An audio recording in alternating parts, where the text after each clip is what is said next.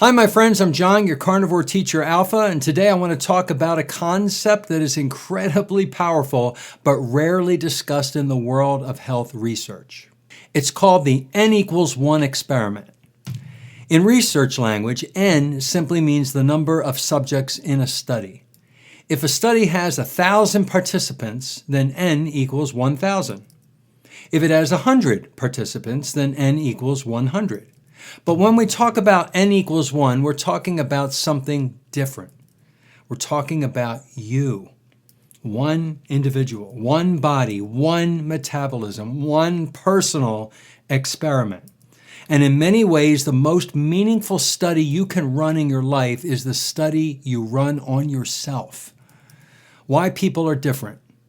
One of the most important things to understand about human biology is that people are not identical. Even though large studies look at averages across groups of people, each individual is unique. You know this. Different genetics, different hormone levels, different microbiomes, different lifestyles, different environments. What works beautifully for one person may not work the same way for someone else. That's why population studies can give us clues, but they can't always predict exactly how something will affect you personally. Your body is its own system, and that's where the idea of the N=1 experiment becomes powerful. What an N=1 experiment really means. N=1 experiment simply means observing how one individual responds to a specific change. That individual is you. You change something in your lifestyle and then carefully observe the result. For example, you change what you eat. You adjust your sleep. You begin a new exercise routine. You remove a food that might be causing problems. Then you observe what happens. How do you feel? What happens to your energy, your digestion, your sleep, your mental clarity, your body weight, your blood markers? This is the essence of N=1 experiment. You make a change and you observe the outcome in your own body. So now let's talk about why personal observation really matters. In science, randomized controlled trials are often considered the gold standard for studying large populations. And they absolutely have good value. But large studies are designed to answer the question, what tends to work on average? They are not designed to answer the question, what works best for this specific individual? That's where personal experimentation becomes incredibly useful. Because ultimately, you are living in your body, not the average body in a study. The scientific side of self-experimentation is really cool. Self-experimentation is not a new concept. Scientists throughout history have used it. Many early discoveries in physiology and medicine involved researchers observing changes in their own bodies. Today, the concept is sometimes called personalized experimentation or single-subject research. In these types of studies, one individual tracks variables carefully and observes cause and effect over time. This approach is often used in areas like behavioral science, psychology, and nutrition. The key is being methodical and honest about the results. Change one variable at a time, observe carefully, and give the body time to respond. So let's talk about why N=1 can be so powerful. When you run an N=1 experiment, you remove a lot of the noise that exists in large studies. You're not dealing with hundreds of people with different lifestyles, different diets, different compliance levels. You're looking at one person, you. You know exactly what you changed.